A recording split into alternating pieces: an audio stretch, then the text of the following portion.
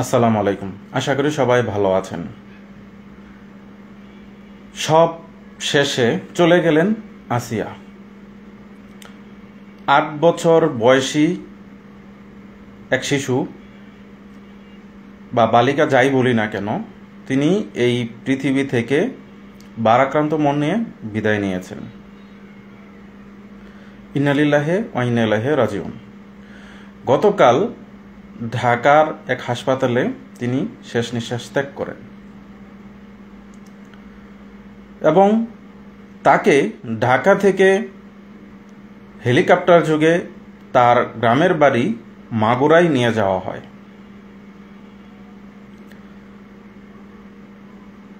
এই যে হেলিকপ্টার যোগে ঢাকা থেকে মাগুরায় নেওয়া, এই যে তার জন্য একটা হেলিকপ্টারের ব্যবস্থা করা, এটা কিন্তু কোনো প্রয়োজন ছিল না।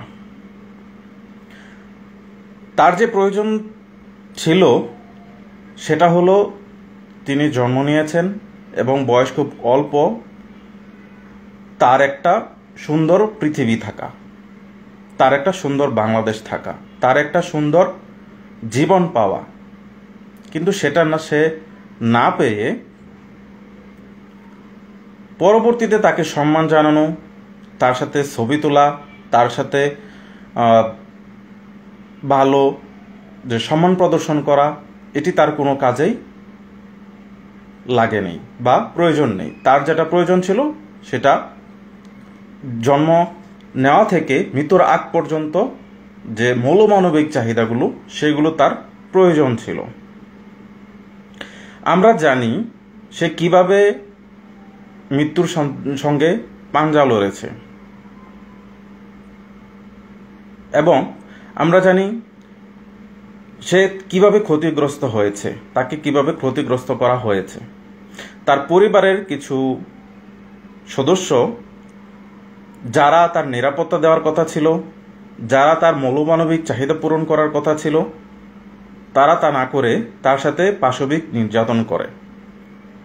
এখানে একটা জিনিস খেয়াল করা যায় যে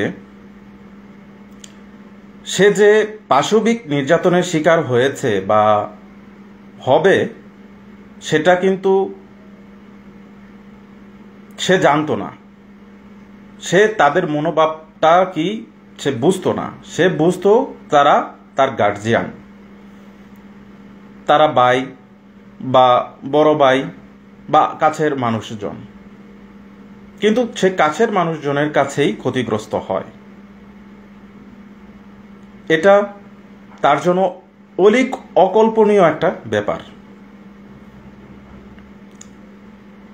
সে কিন্তু এগুলো বুঝতো না। এগুলো বোঝার বয়স বা সময় যা কিছু হওয়ার দরকার, তার ম্যাচুরিটি তার ছিল না বা নেই। কিন্তু সে এগুলোর নির্যাতনের শিকার হয়েছে এবং সবশেষে ক্ষতিগ্রস্ত হওয়ার পর তাকে ঢাকায় এনে ভর্তি করানো হয়, হসপিটালে ভর্তি করানো হয় এবং নির্বিঘ্নে সে হসপিটালের সাথে মৃত্যুর সঙ্গে পাঞ্জা লড়ছে। অপরদিকে ওই মানুষগুলো যারা তার ক্ষতি করে দিল, যারা অমানবিক পাশবিক নির্যাতন করলো, তারা এই দুনিয়াতেই শ্বাস প্রশ্বাস নিচ্ছে। এবং আমরা বলবো যে আমি যে বলবো যে এটাই কিন্তু প্রথম এবং শেষ নয়। আসিয়া মৃত্যুর সঙ্গে পাঞ্জা লড়ে এবং এই দুনিয়া থেকে চলে গেছে ঠিকই, কিন্তু সে একজন ভাইরাল পথযাত্রী হয়েছে। আমাদের সবার মুখে মুখে তার নাম ছড়িয়েছে। এই যে একটা ব্যাপার তার জন্য, সেটা কখনোই কাম্য ছিল না বা নেই। আমাদের সবার মুখে মুখে আসিয়ার মৃত্যুর খবর এবং আসিয়ার যারা তার সাথে অমানবিকতা করলো তাদের বিচার আমরা বলে যাচ্ছি। কিন্তু 2 দিন পর বা কিছুদিন পর বা 1 সপ্তাহ 2 সপ্তাহ পর আমরা সবাই ভুলে যাব। আসিয়ার যে ক্ষতিগ্রস্ত করলো তাদের কিন্তু কোনো ক্ষতি বা মনে কিছু হবে না। অলরেডি আমরা ভুলে যেতে শুরু করেছি আসিয়ার ব্যাপারগুলো। আমাদের সামনে ভাইরাল ট্রেন্ডিং, আরও সামনে ঈদ আছে, রোজা চলছে, সব কিছু মিলিয়ে কেনাকাটায় ব্যস্ত হয়ে পড়ব। আসিয়া যে কবরে চলে গেছে, কবরের ভিতরে কি হবে বা কি তার সাথে আচরণ করা হচ্ছে, বা এই দুনিয়ার এই যে তার সাথে যে নরপিশাচগুলো যে কি ধরনের ব্যবহার করছে, এগুলো কিন্তু আমরা ভুলে যাব। বাংলাদেশ শুরু থেকে হওয়ার পর যে আসিয়ার মতো, যে আসিয়া যে এটাই প্রথম এই মেয়ে, এরকম কিন্তু নয়, কিন্তু সে ভাইরাল হয়ে গেছে। এবং তার জন্য আমরা বলছি যে বিচার হোক বা বিচার কাজ করা হোক। কিন্তু অনেক আসিয়ার মতো অনেক অল্প বয়সী শিশুরা যারা চলে গেছে দুনিয়া থেকে, এরকম তাদের সাথেও ঘটেছে। তারা ভাইরাল হয় নাই বলে তাদের বিচার বা কোনো কিছুই হয়নি, এবং তারা বুক ফুলিয়ে চলে যাচ্ছে, ঘুরছে ফিরছে, সব কিছুই করছে, এই বিচারটাও পায়নি। আচ্ছা, আসিয়ার যে সাথে এরকম ঘটবে, আসিয়া কি বুঝতে পেরেছিল? বা আসিয়া যে বিচার কি বা বিচার কাকে বলা হয় বা এটার জন্য কি বিচার, এই যে ম্যাচুরিটি তার কি এসেছিল? বা সে কি জানে যে এগুলার করার ক্ষেত্রে বিচার হয় বা এমন হয়? জানে না। কিন্তু তাহলে সব বিচার বা সব যে ক্ষতি এই দুনিয়াতেই হবে বা হয়, এটা কিন্তু নয়। এর জন্য রয়েছে পরকালের যে সাজা, তারা কিন্তু পাবে। আল্লাহ তাআলা যে এই দুনিয়াতে কষ্ট করে যে মেয়েটা বিদায় নিল, আল্লাহ তাআলা তার সাথে কিরূপ আচরণ করছে আমরা জানি না। আল্লাহ তাআলা হয়তো তাকে জান্নাতুল ফেরদৌস নসিব করবে ইনশাল্লাহ।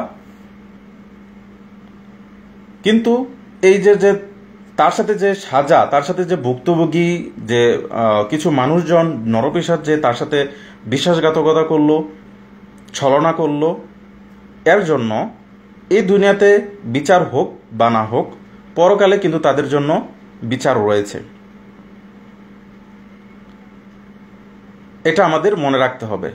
এবং আমরা যারা আসিয়ার বিচারের জন্য বলছি, বিচার চাচ্ছি, আমরা কিন্তু 2 দিন পরে ভুলে যাব আসিয়ার মতো আরও কিছু মেয়ে পরবর্তীতে ধারাবাহিকভাবে সামনে চলে আসবে আসিয়ার জায়গায়।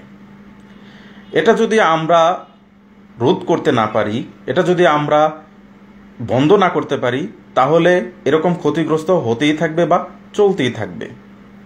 তাই আমরাও বলবো যে 2 দিন পরে ভুলে গেলেও আমাদের উচিত বা এরকম একটা আইন সৃষ্টি করা বা প্রণয়ন করা, যাতে মানুষ এরকম করতে ভয় পায়। সবাই ভালো থাকবেন এবং সুস্থ থাকবেন। আসসালামু আলাইকুম।